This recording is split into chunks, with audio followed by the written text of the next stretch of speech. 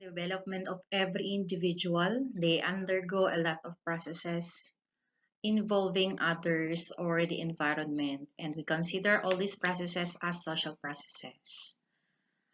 So for today, I am going to discuss about social processes, specifically accommodation, assimilation, amalgamation, segregation. And I'm going to talk about their characteristics, their roles, or their functions in the social processes, or as a social process, rather. Let's define first what is social process. Social process is a form or forms of social interaction that occur repeatedly. So, ibig sabihin, we tend to do it every time or all throughout the process of growth and development. Other definition is that these are ways in which individuals and groups interact and establish social relationships. When we say social relationships, it's our connection to other individuals. There are two categories of social processes, and they are the associative, which is under which covers the positive social processes, and dissociative processes which covers the negative social processes. So I am going to talk about three of the social processes assigned to me are under associative process, which are your accommodation, assimilation, and amalgamation, while the other one or the last social process assigned to me in this session is the segregation, which is sometimes considered as negative social process. So let's start with the associative social processes. First is your accommodation. So your accommodation is a process of social adjustment between people that permits harmonious acting together in social situations. So this action or process is when we act together to have a better connection with other individuals. Other definitions of accommodation is that we tend to adjust with one another in order for us to avoid conflicts or problems or avoid frictions with other individuals. So there are some characteristics of accommodation which I've listed, and the first one is it is the end result of conflict. So when we say end result, it is the ending of a conflict. So your accommodation comes or adjustments of an individual from one another is that when conflicts happen, we tend to have some adjustments of what we are going to do later on in order for us to avoid same conflict or same situation which we may encounter as part of conflict. Second is it is both unconscious and or conscious and unconscious process. Conscious in a sense that or unconscious rather in a sense that when a newborn adjusts to how he or she lives with his family, and then later on with friends or relatives, and later on with other individuals within the environment. Conscious in a sense that when we grow older, we tend to adjust to some circumstances or some events that make us learn. And then the third characteristic is that it is a universal activity, so it is done anywhere and by everybody. Another characteristics is it is a continuous process. So same with how we learn as a continuous process, your adjustments comes with it, because as we learn, we tend to adjust with our learnings or our understandings of different situations or different events that we encounter. Next is it is a mixture of both love and hatred. Love in a sense that we tend to cooperate as we adjust with one another, and hatred when we tend to adjust to cause conflict. Okay, but then again, they are after encountering some conflict caused by accommodation or adjusting to one another, we tend to go back with the process of adjustments again after a conflict, since therefore that it says here at the first characteristic that it is an end result of conflict. So hatred comes after love, and then love comes after hatred. So it is a mixture of both love and hatred. Okay, so there are forms and methods of accommodation as well.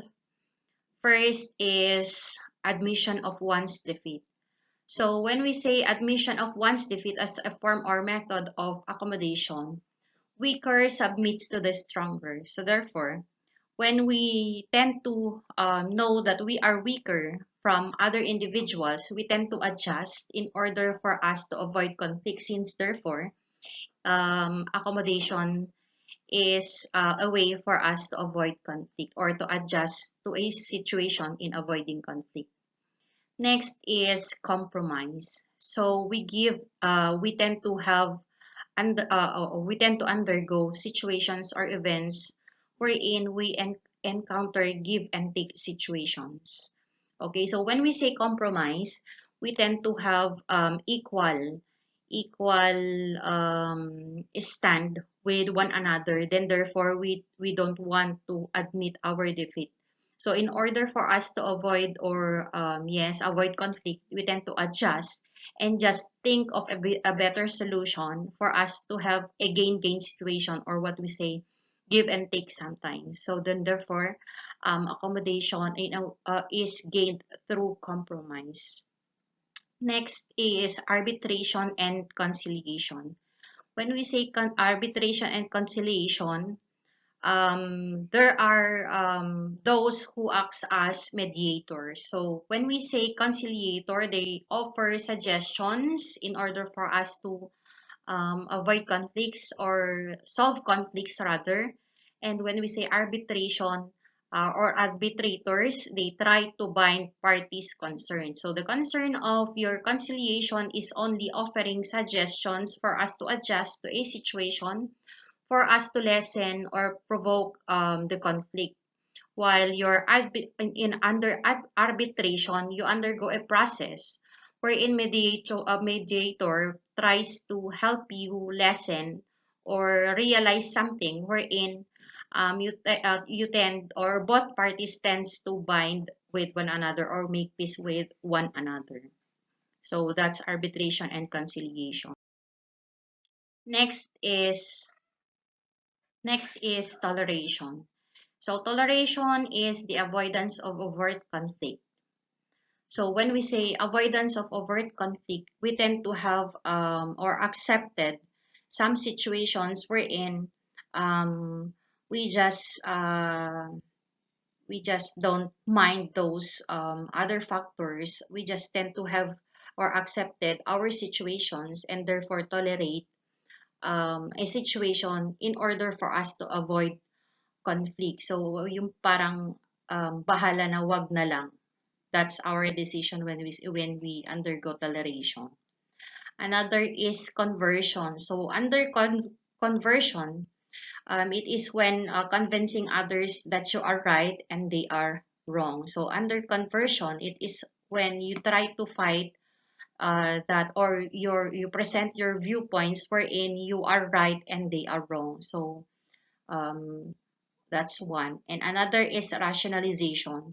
So when we say rationalization, it's withdrawal from the conflict. So it's a time when we realize that or we tend to have a realization about facts or our own imagination, wherein we withdraw from the conflict and tend to have something to think or ponder that we gain from a situation or something happens for a reason.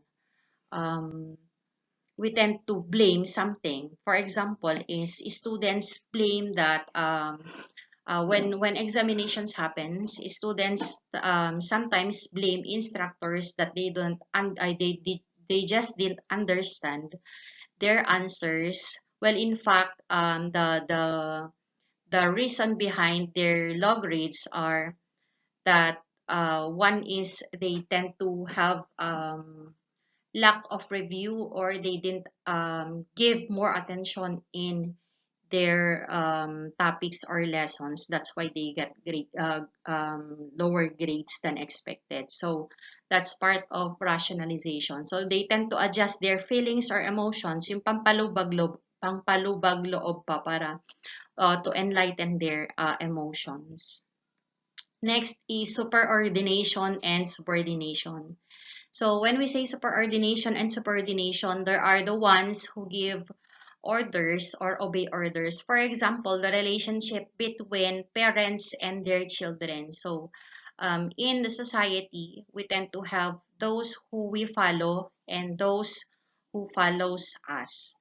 Okay, for example, in the government, wherein we follow from president or the officials of the government, they give orders and we obey orders. So that's one way of adjusting or knowing position, our position in the society, and when to give up, whether we give orders or we obey orders. So it's a way of adjusting our mindset, or standing about our society and what our positions really are in the society. Next is, let's have the functions of accommodation. Okay, so the first function of accommodation is to prevent or suppress the outbreak of disputes for a while. So just as our definition a while ago about accommodation, it's for us to adjust to lessen conflict with one another. Next is open the possibility of cooperation among social groups living separately due to social, cultural, and psychological factors.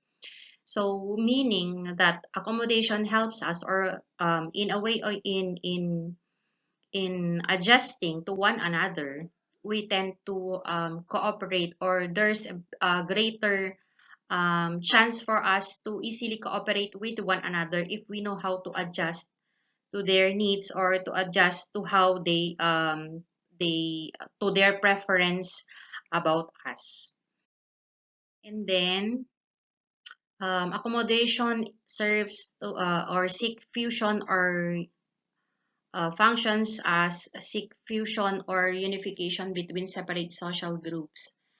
Meaning, if we can adjust to one another, it's there's a greater chance for us to have fusion, or to undergo fusion or unification. So it says here that, for example, through mixed marriage or assimilation in a broad sense. So assimilation is already encountered in this social process, because we will encounter later on that accommodation is the first step for assimilation. So accommodation is one way for us to seek fusion or unification through adjustment. So as long as we adjust, or we know how to adjust with one another, it's easier for us um, to unify with them, or to have unification or fusion with others. Okay, so the next social process is assimilation. So when we say assimilation, it's different from our accommodation, wherein our accommodation a while ago is a process of adjusting from one another. In assimilation, we tend to embrace or accept or adapt from one culture to another. So it says here that it is a process by which individuals belonging to different cultures are united into one. Meaning, if when we, going back to your accommodation a while ago, accommodation is just adjusting oneself to another, or from another, in order to mingle or socialize with one another without any conflict. While in your assimilation is um, it's a fusion of one culture to another, but in a sense that the culture or the older culture or um, the yes, the older culture that we are acquainted are not yet are not replaced or totally replaced by the other culture which we tend to embrace. So another definition here is a complete merging and fusion of two or more bodies into a single common body. So same is true with my explanation a while ago. It's combining one culture to another to form a single culture. So another definition is that assimilation is a process by which individuals or groups come to share the same sentiments and goals. Okay, so that's according to Basans and Basans. And the other definition is that it is a process whereby individuals or groups once dissimilar become similar, that it become identified in the interest and outlook. So when we undergo assimilation, we tend to accept or absorb different culture as ours, and then therefore we tend to become similar to them as time pass by. Okay, so there are characteristics of assimilation. So first is your assimilation is an associative process. So when we say associative process, as what is said in one of the definitions of assimilation, that it is a process by which we tend to associate our sentiments to others. So we tend to look at others' sentiments as the same as ours. So then therefore we associate our beliefs or cultures or viewpoints to theirs. So it's part of assimilation. Next is that assimilation is a universal process. So same is true with your accommodation a while ago, that it can happen to anyone, anywhere around the world. So as we grow older, we undergo the process of assimilation. So no one is exempted to undergo this process. Next is that assimilation is a slow and gradual process. So when we say slow and gradual process, we don't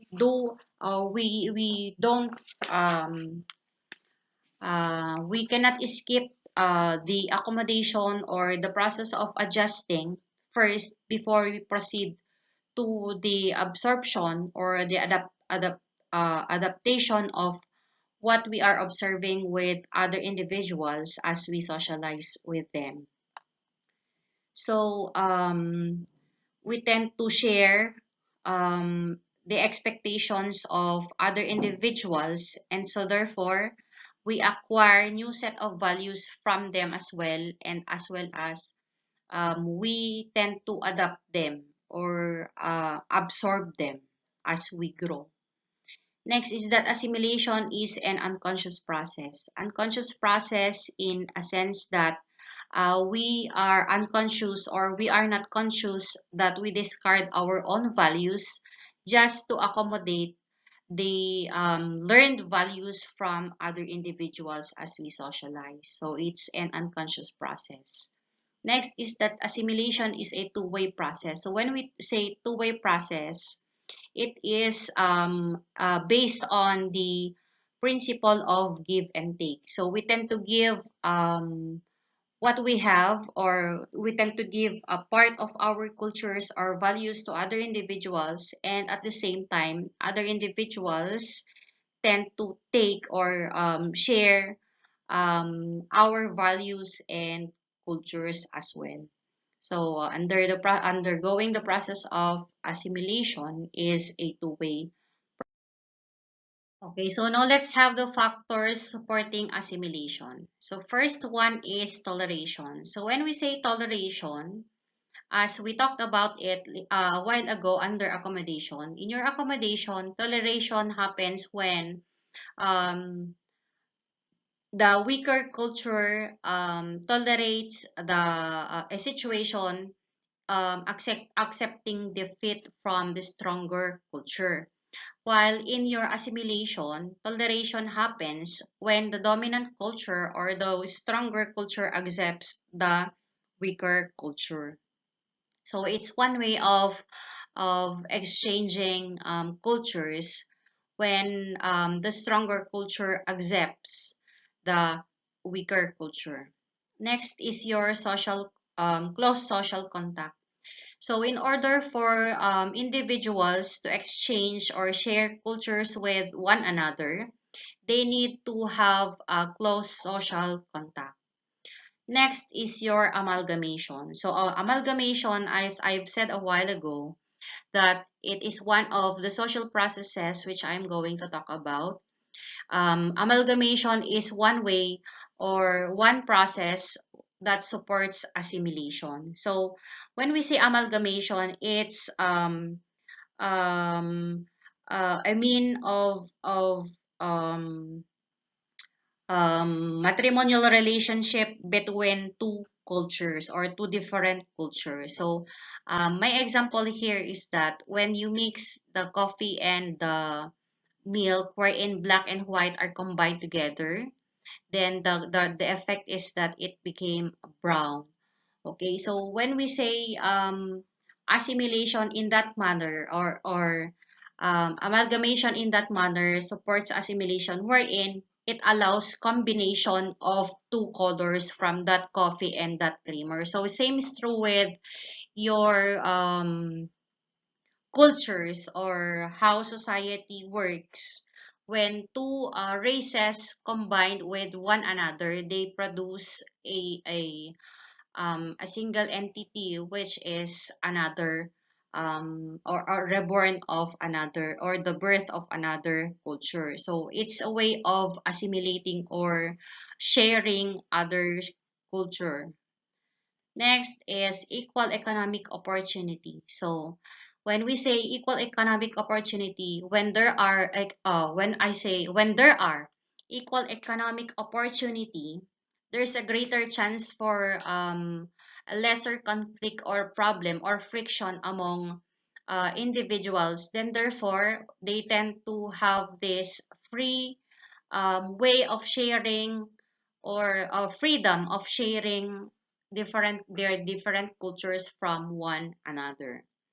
Next is common physical traits. So the tendency is that if we have the same traits as others, it's easier for us to accept them. It's easier for us to exchange or share our cultures with them or share our activities with them. So it's one of the means on how to support assimilation.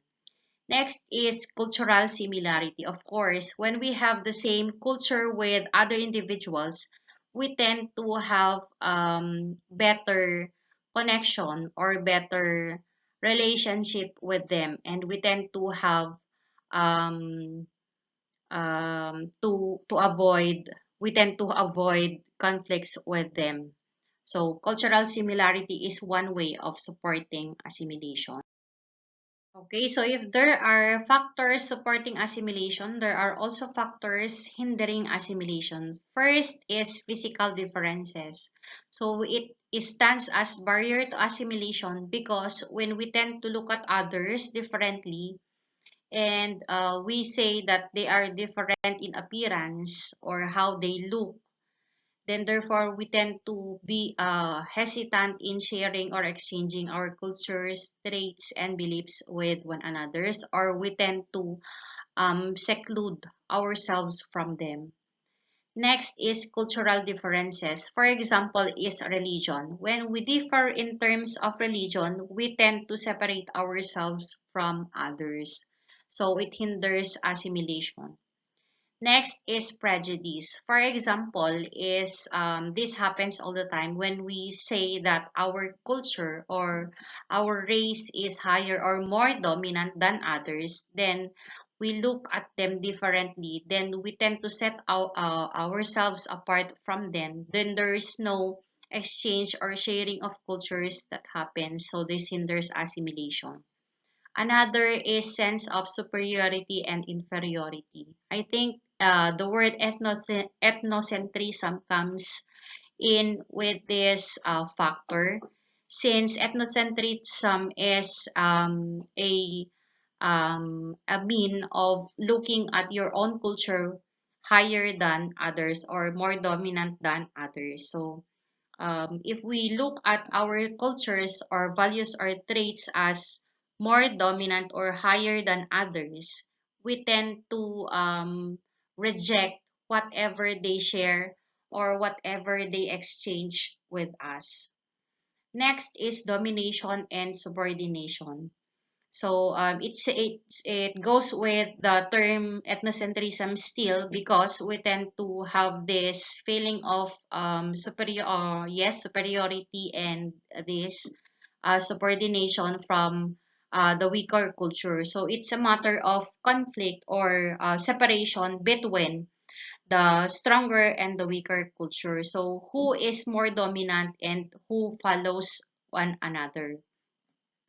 Next is isolation. So we tend to isolate ourselves sometimes. So if we isolate ourselves to others, there is no chance for us to share or exchange our values, our beliefs, our views with one another. So if we have these physical differences, cultural differences, prejudices, sense of superiority and inferiority, domination and subordination, and isolation as our view or point of view in lives, then therefore there is no chance for us to have this assimilation. But I think no one is, or not all of us, or not all of these factors are greatly uh, given attention by all of us. Next is, so there are functions of assimilation. First is social integration. When we say social integration, it is when individuals become part of a larger community, and then there is a greater way, or there is a greater chance for interaction, and that we tend to integrate our own culture, beliefs, traditions, and customs to one another. So it's one way of integrating our cultures in the new environment. Next is cultural exchange. So when we say cultural exchange, same with my explanation a while ago, that assimilation is a give and take, or a two-way process, which is your give and take. So one gives or share their culture, and the other adapt to it, or the other absorbs that culture, and then at the same time the he or she shares his or her culture or traditions or beliefs to that person. So there is cultural exchange if we undergo the process of assimilation. Next is cultural adaptation. So when we say adaptation, we adapt to new cultural norms or values or behaviors and customs of other individuals. So we tend to absorb, as we undergo exchange or share of cultures, we tend to adapt others' cultures, and we tend to add it to our own cultures. So, assimilation is one way for us to adopt others' cultures. Next is reducing social friction. So, same is true with your accommodation a while ago. Your assimilation also helps in reducing social friction. So, of course, if we tend to share or adapt others' culture as we go on new environment, or we encounter new individuals, we tend to adapt their cultures, and so therefore we can um, avoid problems, or we tend to avoid situations which can cause problems or conflicts with them. Next is economic advancement. So when we say economic advancement, when we share, exchange, and adapt to that new environment, we can adapt also their way of living. And so through this, we can advance our economic activities, which will boost our economic status. So economic advancement is one of the functions of assimilation. Next is language acquisition. So language acquisition happens when you adapt to a new environment which has or which uses different language as yours. So of course, in order for you to easily adapt the environment, you need also to acquire their language or learn their language. So through socialization, language acquisition is easier if you exchange or if you communicate or interact with other person. So language acquisition is one of the functions. Next is identity transformation. Of course, as we say a while ago, that assimilation is an unconscious process. We tend to absorb others' cultures or without being conscious or without merely observing that we already acquire their cultures and traditions, and we tend to discard our own identity or original identity without consciously trying to discard it. Next is enhancing social mobility. So your assimilation enhances social mobility. So there's a greater chance for mobilization or social movement if we tend to accept one another or if we tend to adapt with one another. Next is integration of values. Okay, of course, so when we say integration of values, undergoing the process of assimilation is exchanging, sharing, and adapting to others' values. Then, therefore, our values are being integrated from one another. For example, my values are being integrated to others. That's why in the educational experiences, we tend to wonder why when we send our children at school and they come home, they integrate others' values which are not uh, from our own values at home. So it is through the process of assimilation. So children acquires values of their classmates, and then when they go home, we tend to observe that they acquired different values other than ours.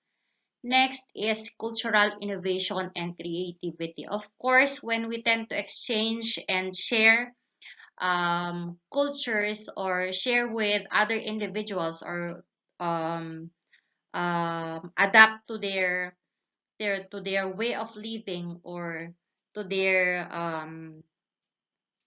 their cultures and traditions, we tend to innovate and create other or a new product. So since assimilation is one way of creating or a way of combining cultures to create one, and therefore cultural innovation and creativity is one of its fruit. So these are the functions or distinctive functions of assimilation. So the next social process under this associative process is your amalgamation. So as it was already touched a while ago in your assimilation, let's talk more about your amalgamation. So it is a process by which a minority group and a majority group combine to form a new group. So there is a combination that happens. So same with your assimilation a while ago, that your own culture is being combined with one another. But let's take a look at other definitions. So amalgamation is a combination of cultures that results in a new culture entirely. So your assimilation a while ago is that the fusion or combination of one culture to another, but then again, the identity of the original culture is still remains there, but then there is great the absorption of other culture. While in your amalgamation, there is um resulting or cultures combined resulting to a new culture entirely. Another is that amalgamation is a combination of cultures, so it's just repeated. Another is that amalgamation is also known as your miscegenation, or the mixing of bloodlines achieved through intermarriage between races, or your other term for your amalgamation is hybridization. So it is achieved through marriage between races. So for example, your my example a while ago is that when black and white are mixed together, their result is magiging morena kapag ka sa blood race siya. So there is a new product. So it's not entirely white, it's not entirely black, but a new product. So it became morena kapag ka sa kulay ng race. Okay, so what are the functions of amalgamation? First is cultural hybridization. So when we say cultural hybridization, for example, the black race is now producing lighter race or your morena race, unlike in their culture or race a while ago that they are still black. So when black is black or black is combined with black, the product is still black.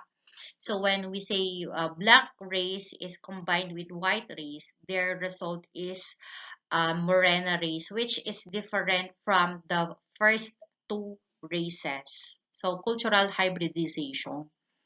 Next is inclusivity and diversity. So when we say inclusivity and diversity, your amalgamation is a way for acceptance from one another. So there are differences, but then again, we tend to accept these differences and we try to include them as part of our social circles. Next is mutual enrichment. So when we say mutual enrichment, we tend to have this balance or the same or um, equal understanding with one another, since there is a combination with races or agreement or combined agreement from one race to another or from two different cultures um, combined through this marriage, then therefore there is mutual enrichment. Next is preservation and recognition. When we say preservation and recognition, amalgamation often respects and acknowledges the contributions of individuals from the cultures. So there is recognition from both the cultures who are being combined, and still the culture of the original culture is being preserved by these diverse groups. Next is social cohesion. So when we say social cohesion is we tend to share values, experiences, and commonalities among individuals or different groups, and so it reduces conflicts with one another. So it provides us harmony in living. So we tend to have comfortable or to be comfortable with one another. So if that happens, there is social cohesion. Next is your identity formation.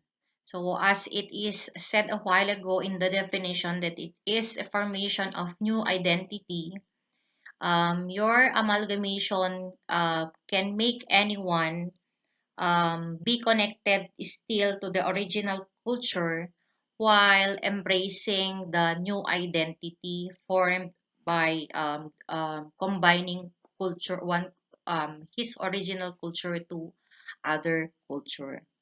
Next is adaptive resilience. So it enables anyone to have the capacity to incorporate and adapt to new cultural elements whenever he or she plans to go to another environment or in another new environment. For example, in adaptive resilience is one way of thriving to these needs of globalization. Next is your cultural innovation and creativity. So when fusion happens from two different cultures, elements from these different cultures are being combined, then therefore being learned from one another. Then therefore new perspectives can be produced, which can lead to the provision or the existence of new ideas or novel ideas or art forms or ways of thinkings. So these are the functions of your amalgamation. Now let's have your last one or social process, which I think is under your dissociative social process, which is considered under negative side. So your segregation is a physical separation of two or a process of physical separation of two groups, particularly in residence, but also in workplace and social functions.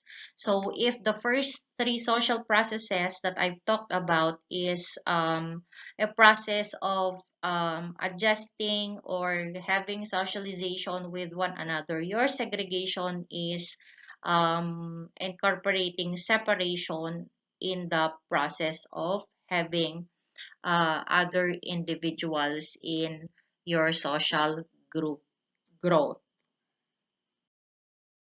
There are two types of segregation. First is the de jure segregation or the segregation enforced by law.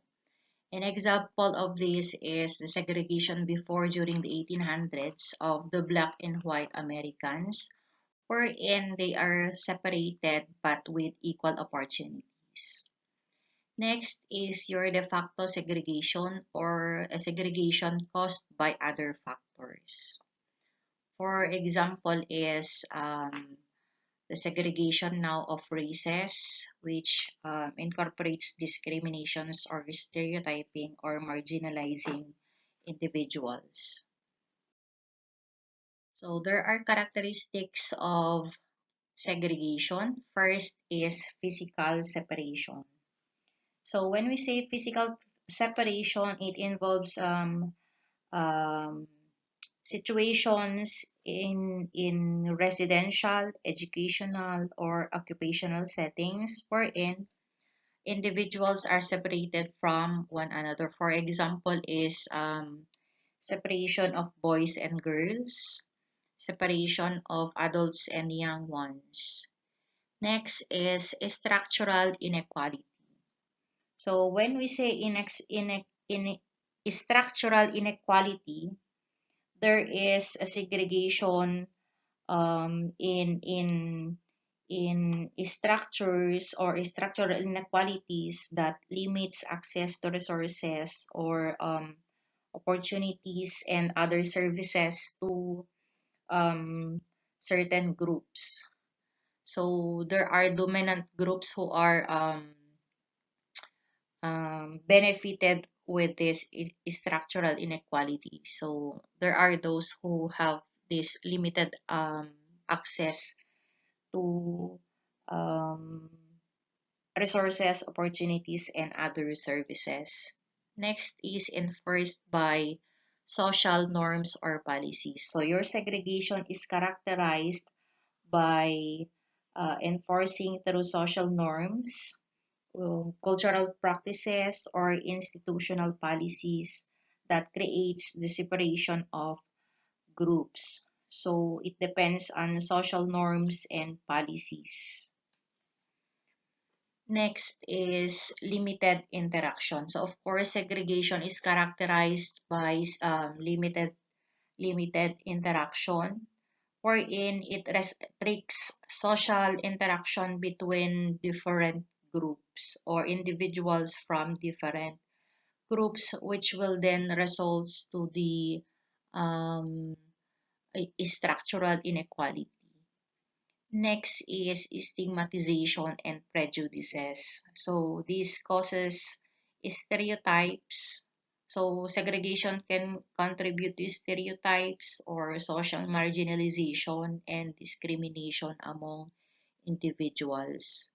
Next is lack of integration. So segregation is characterized with lack of integration since it is said here in the fourth characteristics that there is limited interaction or there are limited socialization among individuals. Next is institutionalized discrimination. So institutionalized discrimination is when there is unequal treatment and opportunities among individuals within an institution. And this can happen within housing situations or education, employment, and even criminal justices. Next is social and economic disadvantages. So when we say social and economic disadvantages, this is when segregation limits access to quality education and employment prospects or even healthcare and community resources for the segregated groups. Next is generational impact. Segregation can have a long-term generational impact. So when one generation is being affected due to limit access of quality education or other services, then therefore the following generations will also suffer. So generational impact ang result ng segregation. Then is resistance and activism.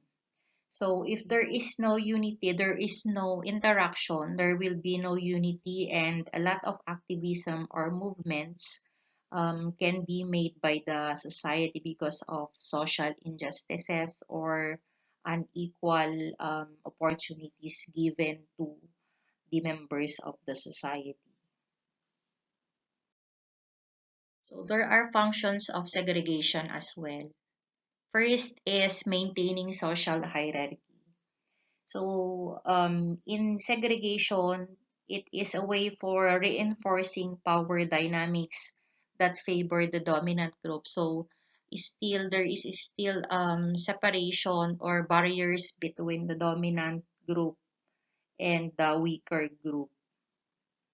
Next is preserving cultural boundaries. So, preserving cultural boundaries or segregation can cause to the preservation of cultural boundaries and differences between groups by physically separating them, which prevent them from sharing one culture to another, or they prohibit them to undergo assimilation. Third is resource allocation. So segregation can also be used in or to allocate resources unevenly. So still, the dominant culture will be benefited in this manner. So it reinforces the advantage of certain groups over others. Next is protection of privilege. So segregation can protect the privileges and advantages of the group by ensuring that resources and opportunities remain concentrated within their community while excluding others. So for example, yung sa Chinese tradition wherein um, relatives marry one another for them to protect their wealth without sharing it to others. Next is social control and stability. So, it segregation enables anyone to control or maintain the stability by minimizing the interaction between groups that might challenge the existing power structure or the existing authority. Next is preservation of prejudice and stereotypes. So this segregation reinforces prejudices, just like what I've said a while ago, that it creates stereotypes, marginalizations, and discriminations among individuals. So in here, it still preserves the prejudices and stereotypes created by one culture to another.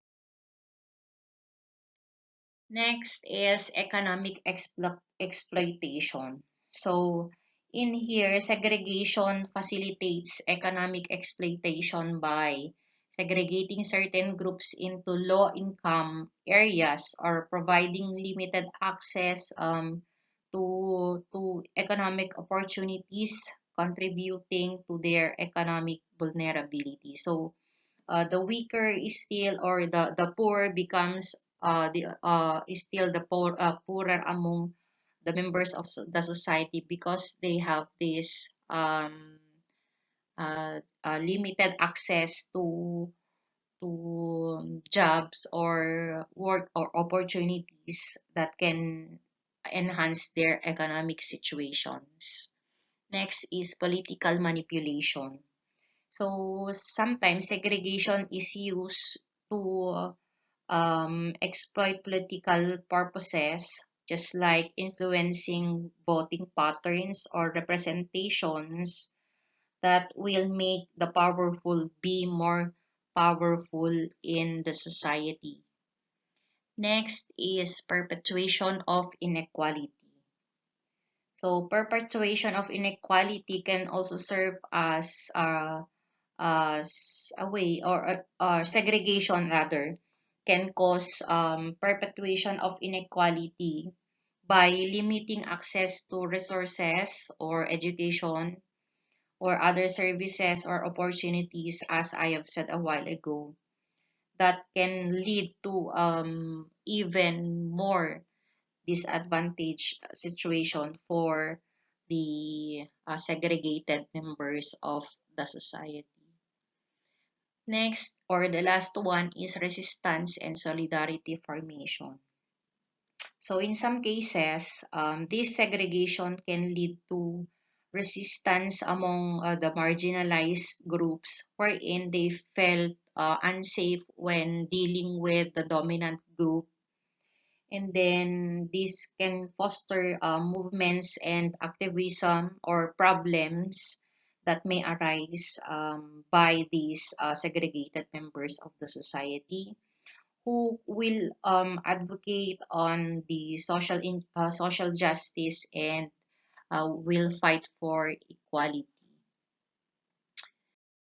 So segregation is not at all negative if we take into consideration its implied positive goals, meaning there are not all functions of segregation are in the negative side.